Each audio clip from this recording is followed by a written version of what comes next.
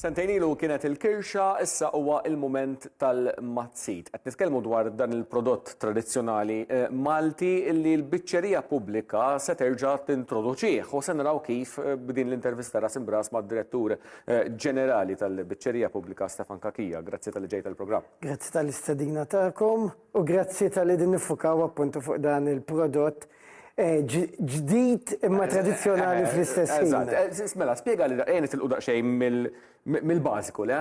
Il-mazzit x'inhu?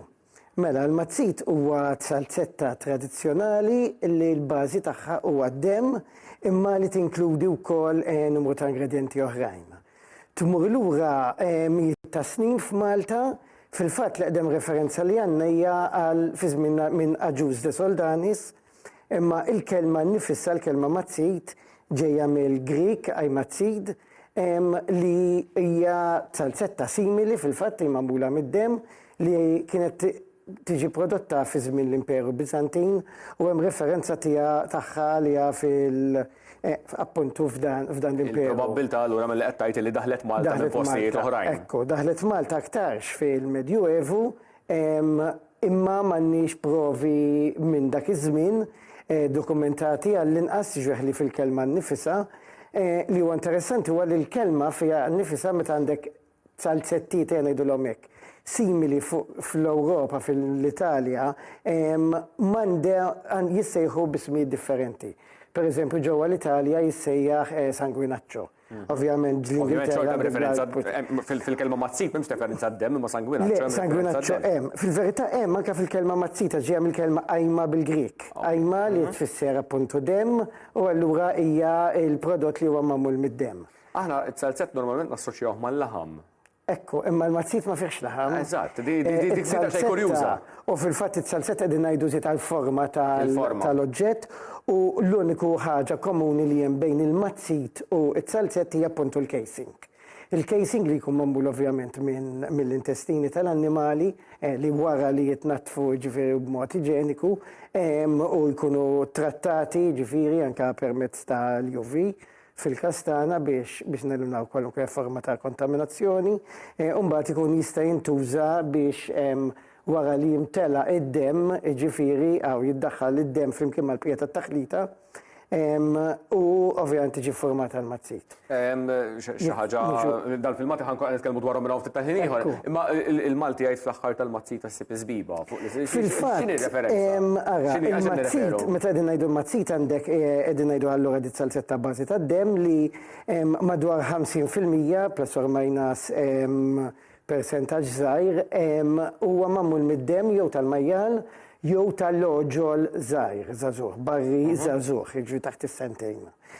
Ovvjament dan għandu raġunijiet storiċi għax fl-antik meta ma kellekx forom ta' iġieni u forom ta' testijiet xjentifiċi li jsiru llum fuq id-demm, it-tradizzjoni kienet li għandek riskju ikbar jekk ikollok demm ta' baqar pereżempju, għax baqra jsiet ma tikber fi żmien normalment tinqatel avvanzata fl-età u allura għandek iżjed riskju ta' mart, allura iżjed riskju li d-demm ma kienx ikun tajjeb. U hawnhekk inti it-tradizzjoni kont ngħid baqgħet sal-lum u allura għadna sal-lum fil-fatt nużaw dan it-tip ta' demm, jiġi jew ta' barri taħt is-sentejn jew ta' majjal żgħir, jiġi mhux faħal u mhux majjala. Mbagħad miegħu jiżdiedu l-ingredienti. Ovvjament il-żbiba li kollha hija raisin biex niftehmu u meta ngħidu raisin żbiba ġejja mill-lejnba partikolari żibibbo li kienet titkabbar fil-Mediterran fl-antik imma mbagħad infirxet maż-żmien etimoloġikament biex tikkopri kull forma ta' enep imnixxef, jiġifieri irrelevanti t-tip ta' enba li ġejja minnha. Għandek ukoll ingredienti oħrajn fosthom ċikkolata, imdowba jew ta' trap, għandek it-zokkor, għandek ingredienti oħrajn li jagħmluha ħelwa. Karatteristika unika ta' dan it-salzett Malti ngħidulu hekk, il-mazzit hija l-ħlewwa. Filwaqt li ħafna sanguinacci jew black puddings huma iżjed mitfojn fuq l-imluħa dak li bl-Ingliż ngħidulhom savory product, fil-kastana huwa sweet ħelu. Fil-fatt id-demm tal-majjal li tradizzjonalment kien iżjed iffukat fuq orjentat li id-demm tal-majjal għax nafu li ċanga Malta ma tantx kienet titkabbar, id-demm tal-majjal huwa iżjed ħelu mid-demm taċ-ċanga. l-influenza taċ-ċanga bdiet iddaħħal iżjed ma' żmien b'mod speċjali permezz tal-Ingliżi li kienu jippreferu dem taċ-ċanga ħabba tradizzjonijiet tagħhom. U dan wassalna biex ovvjament għandna dit taħlita versatilità fil-prodott li għandna llum ukoll. Nieħdu talim kulinarju, talim storiku kulinarju illum. Però innutajt li waqt li qed tiddeskrivi dan kollu, qed tagħmel enfasi kbira fuq l-iġene inti, ġifieri apparti l-età tal-annimal meta jinqatel u dil-affarijiet kollha.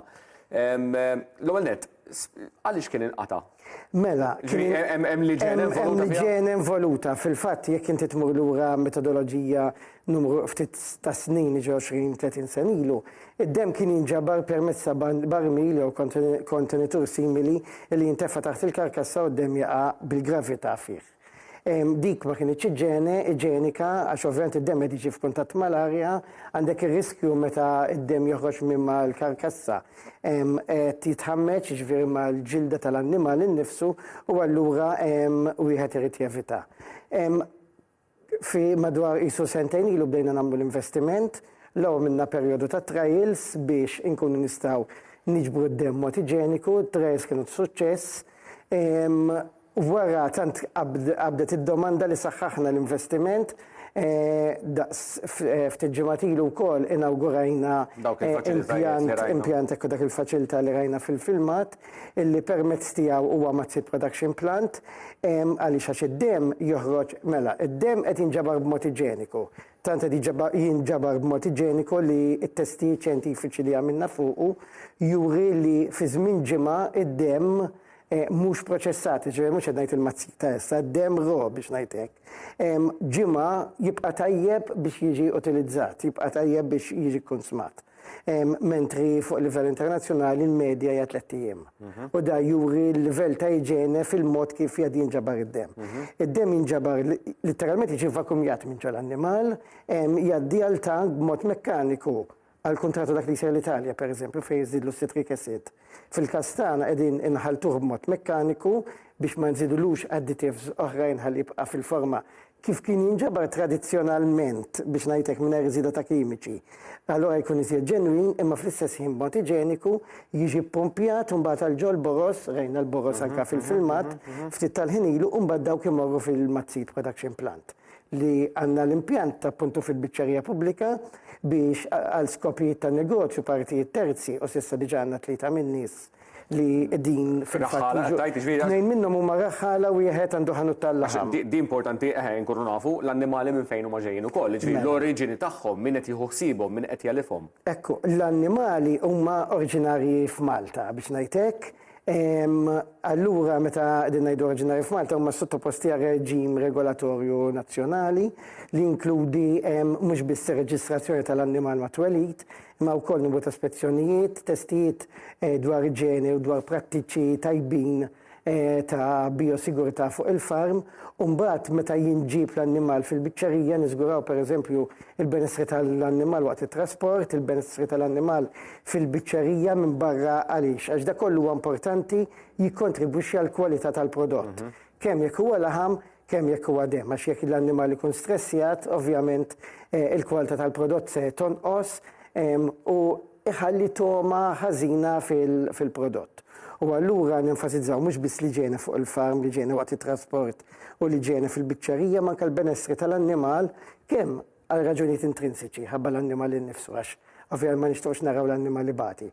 Imma wkoll barra minn hekk ħabba l-kwalità tal-prodott għax jekk l-annimal ikun rilassat u mbagħad jiġi stordut u mbagħad jinqatel u mbagħad jinġabar id-dem il-bqija tal-proċess, jekk l-annimal ikun kalm, allura l-prodott ikun ħafna iżjed aħjar. Semmejt li hemm żewġ raħħala u. Ekku, żewġ raħħala u tal-laħam biex niftehmu xef li wkoll għandu ħanut tal-laħam ukoll. Tep li ngħidu illi il-mazzit jista' jsir jew għandna jew ġu ħanut tal-laħam. Imma l-qafas regolatorju nazzjonali u Ewropew jirrikjedi li minħallu n-nut tal-laħam jista' jsir il-beħ biss over the counter. Ma jistax isir minn negozju għal negozju.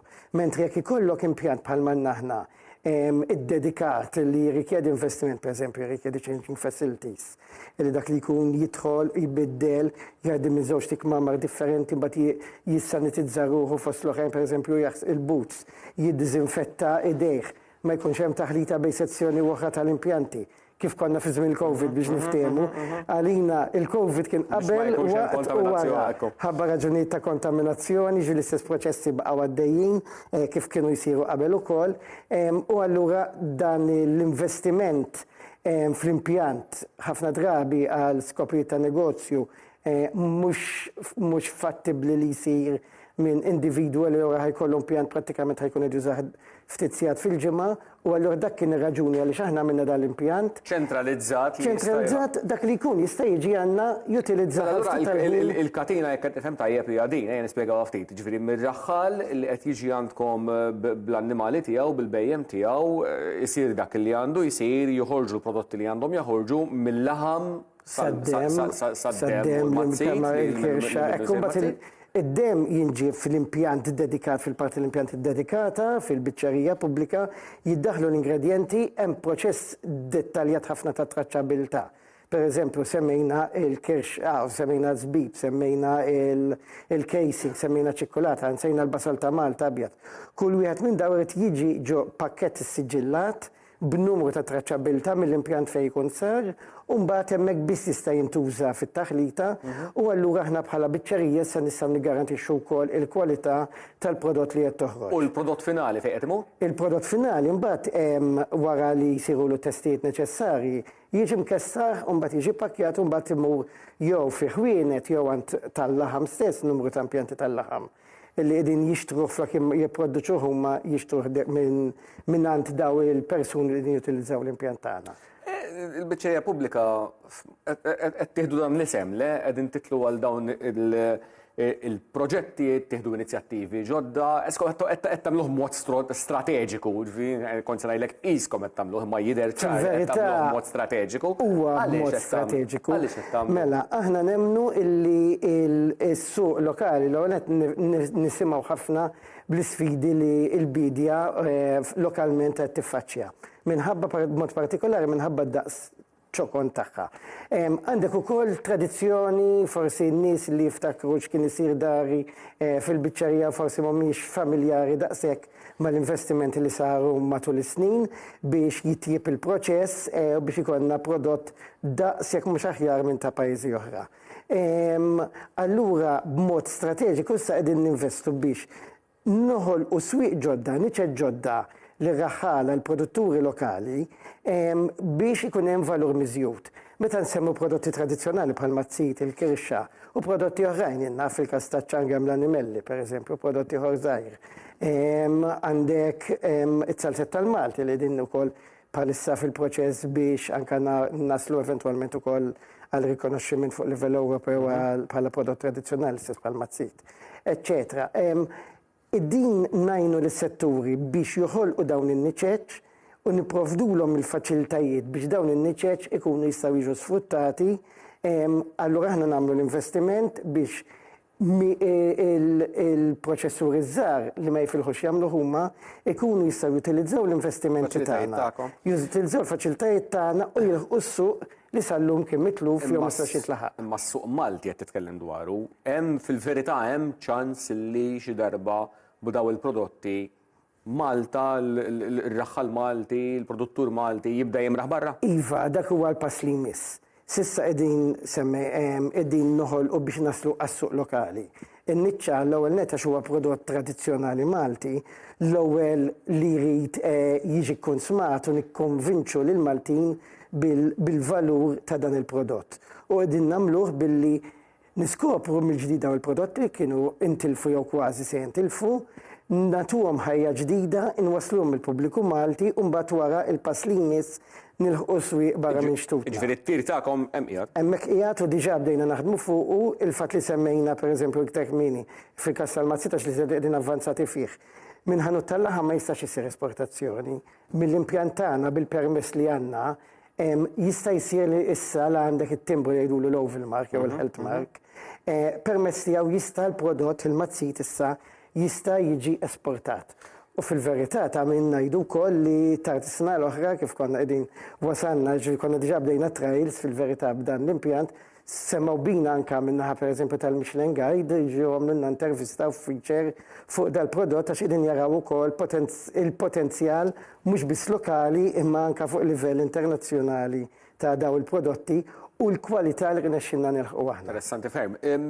Il-kirxa, ma naqilbu daqsxejn il-prodott, kien esperiment sa ċertu punt, le? Iva, kien esperiment, madux esperiment għax id-domanda hija ikbar minn kemm kapaċi nipproduċu. Ovvjament kull animal lokalment biss. Kull animal stonku wieħed għandu, ġifieri il-massimu li nistgħu nipproduċu huwa marbut man-numru ta' annimali li ovvjament jiġu l-biċċerija u bħalissa d-domanda hija prattikament il-kirxa kollha li ddir nixxinna nipproduċu. Qed titlaq kollha u d-domanda hija ikbar minn kemm kapaċi nipproduċu appuntu għax għandek dan is-ceiling biex ngħidlek li huwa marbut mal-annimali li nitkellmu lokalment. Ivarja jekk nidħlu għall-majjal qegħdin ngħidu qisu 500 kilo fil-ġimgħa. Fil-każ taċ-ċanga nistgħu ngħidu xi ħaġa simili wkoll, ġifieri għandek madwar tunnellata fil-ġimgħa fejn tidħol kirxa u tepil ngħidu il-mazzit bħalissa jisu madwar fix-xhur tax-xitwa li żied li jkollok domanda jisu madwar 800 kilo fil-ġimgħa wkoll ta' mazzit qegħdin joħorġu wkoll. Tajjeb wis. Stefan Kakija, grazzi ħafna tal-li kont miegħi il-programm Ras Imbras. Ferm interessanti intervista hekk dwar il-prodott tradizzjonali Malti li qed jagħmel comeback. Grazzi ħafna tal-li segwejtuna Ras Imbras mit-tnejn sal-ġimgħa fit-3 ta' nofsinhar fis-6 ta' filgħaxija u ssibuna wkoll fuq YouTube. Nsemmilkom.